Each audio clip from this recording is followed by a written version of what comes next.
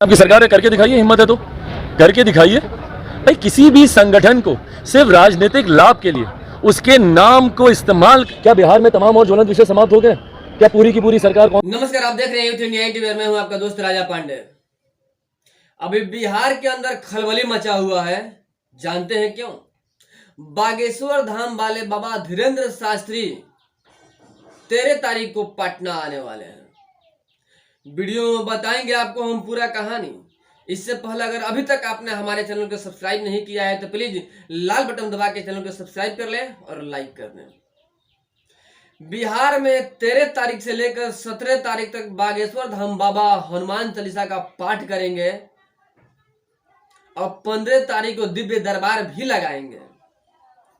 पूरा जोरों शोरों से तैयारी चल रहा है। इसी में तेज प्रताप क्या बकते हैं बड़े बोल के साथ में कि हम एयरपोर्ट में ही घेर लेंगे।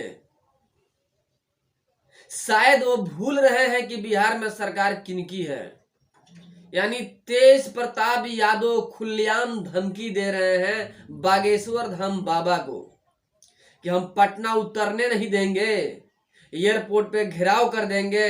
शायद आप भूल रहे हैं कि बिहार में सरकार किसकी है। दिखाना चाहते हैं तेज प्रताप यादव, देखिए जंगल राज की सरकार है और हम जंगल राज हैं, आपको चलने नहीं देंगे, यहाँ पे हम उतरने नहीं देंगे। हम बयानबाजियां चालू है यहाँ पे। बताते चले आपको कि 13 तारीख को बागेश्वर धाम बाबा पटना एयरपोर्ट पे उतरेंगे, जिसका बड़े ही सिक्योरिटी का व्यवस्था किया गया है नीतीश कुमार की तरफ से। गृह मंत्रालय नीतीश कुमार के पास में है। बागेश्वर धाम बाबा धीरेन्द्र शास्त्री के लिए हाई सिक्योरिटी का व्यवस्था किया गया है। सिक्योरिटी का एयरपोर्ट से लेकर के जहां मठ तक जाएंगे धीरेन्द्र शास्त्री, वहां तक हाई सिक्योरिटी का व्यवस्था किया गया है कि कोई अनहोनी ना हो जाए। धीरेन्द्र शास्त्री के लिए कोई भी अनजान व्यक्ति धीरेन्द्र शास्त्री बागेश्वर धाम बाबा से भेंट नहीं कर सकता। इतना सिक्योरिटी व्यवस्था किया गया है, पुख्ता व्यवस्था, एकदम हाई सिक्योरिटी। जहां पर बड़े बड़े नेता आते हैं उनसे भी बड़ा हाई सिक्योरिटी का व्यवस्था किया गया है। पटना को 13 तारीख को छावनी में तब्दील किया जा रहा है कि कोई अनहोनी न हो जाए धीरेन्द्र शास्त्री बागेश्वर धाम वाले बाबा के आने पे। इसलिए पूरा व्यवस्था किया गया है। और तेजस्वी यादव के भाई तेज प्रताप यादव को तंज कसते हुए युवा नेता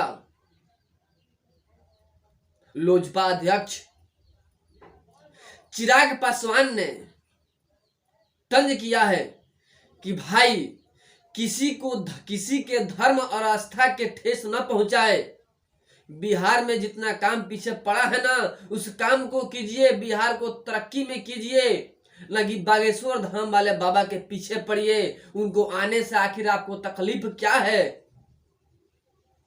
फटकार लगाया चिराग पासवान ने तेज प्रताप यादव को कि आपको तकलीफ क्या है, आप अपने काम पे ध्यान दीजिए, बिहार के तरक्की पे ध्यान दीजिए, किसी का आस्था को ठेस पहुंचाने के काम मत कीजिए।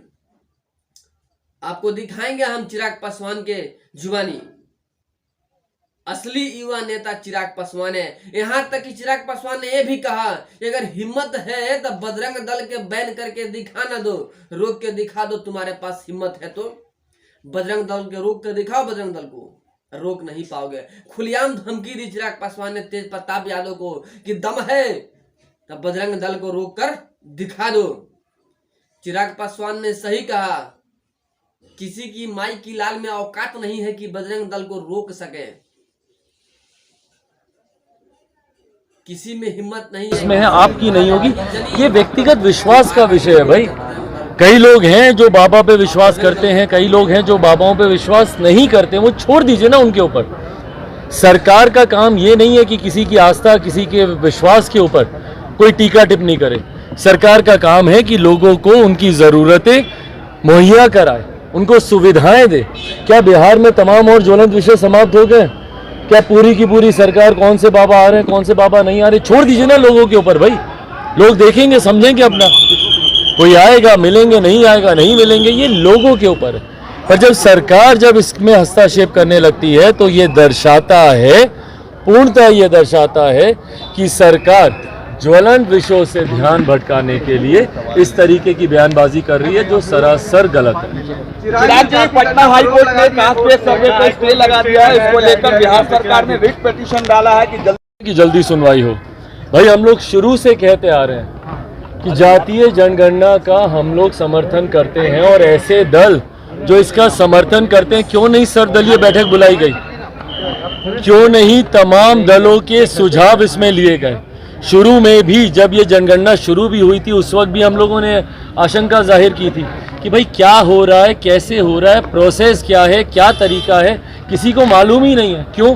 क्योंकि मुख्यमंत्री Nitish Kumar ji single man army की तरह काम करते हैं, किसी से राय मशवरा सुझाव लेना वो ज़रूरी ही नहीं समझते हैं। और यही संभवतः कारण होगा कि इसका स्वरूप इतना कमज़ोर तैयार किया गया है कि सरकार अपने पक्ष को न्यायालय के समक्ष मजबूती से रख ही नहीं पाई होगी, और परिणाम स्वरूप न्यायालय ने इसके ऊपर अंतरिम रोक लगा दी है। अब देखते हैं कि भाई अब आने वाले दिनों में सरकार की मंशा अगर रहती तो इसको और मजबूती से करती ना।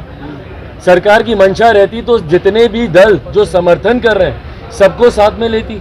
सरकार की मंशा रहती तो सर्वदलीय बैठक इसके ऊपर बुलाती। ये सिर्फ दिखावे की राजनीति है भैया।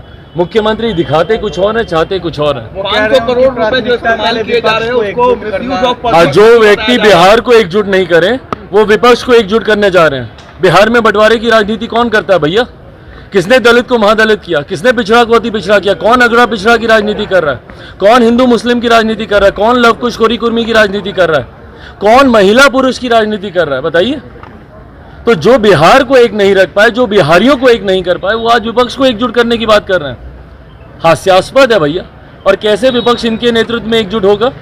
कौन सा मॉडल है इनके पास भैया विपक्ष को एकजुट करने का? कौन सी सोच है इनके पास विपक्ष को एकजुट करने की?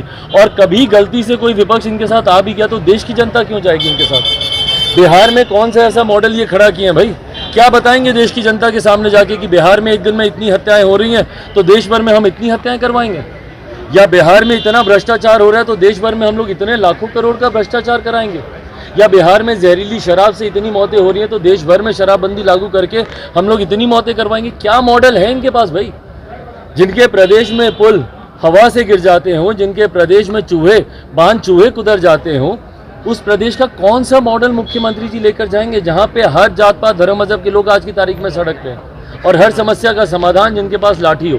तो उनको देश अपना नेतृत्व क्यों स्वीकार करने देगा बताइए? कर्नाटका में बजरंग दल को बैन करने की बात कांग्रेस ने मैनिफेस्टो में। आपकी सरकार है, करके दिखाइए। हिम्मत है तो करके दिखाइए भाई। किसी भी संगठन को सिर्फ राजनीतिक लाभ के लिए, उसके नाम को इस्तेमाल करने के लिए इस तरीके की बयानबाजी करना सरासर गलत है। मैं बार बार यही कहता हूँ, क्या सही में ज्वलंत विषय समाप्त हो गए?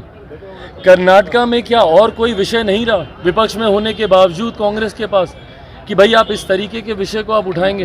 क्या कर्नाटका में बाकी तमाम समस्याओं का समाधान हो गया? और आज आपको कर्नाटका सुनाई दिया तो तुरंत यहाँ पे विपक्ष के लोग शुरू हो गए कि भाई बिहार में भी। घटना बताइए ना, किस आधार पर आप ये करना चाहते हैं? क्यों करना चाहते हैं भैया? क्योंकि एक राजनीतिक लाभ लेने का प्रयास एक विपक्ष का घटक दल कर्नाटका में कर रहा है, तो इसीलिए बाकी के भी जो विपक्ष के दल हैं वो बहती गंगा में हाथ धोना चाहते हैं। इसीलिए भैया बिहार में भी इसको बैन कर दिया जाए। कुछ आधार है किसी चीज़ को बैन करने का, या आए गए कल को जो आपका मन करेगा आप करेंगे? तानाशाही की सरकार चला रहे हैं या लोकतंत्र की सरकार चला रहे हैं? इस तरीके से अगर तानाशाही है तो सही मायनों में जो मुख्यमंत्री बोलते हैं लोकतंत्र की हत्या हो रही है, लोकतंत्र की हत्या मुख्यमंत्री जी इसको बोलते हैं। जहाँ पे किसी भी संगठन को बैन करने की सिफारिश कर दी जाती है, आपके दल के नेताओं के द्वारा मांग उठा दी जाती है बिना किसी आधार पे, इसको कहते हैं लोकतंत्र की हत्या। लोकतंत्र की हत्या 2017 में आपने की थी जब जनादेश का अपमान करके आपने दूसरी वैकल्पिक सरकार बना ली थी और 2015 के जनादेश का अपमान किया था। लोकतंत्र की हत्या आज आप कर रहे हैं।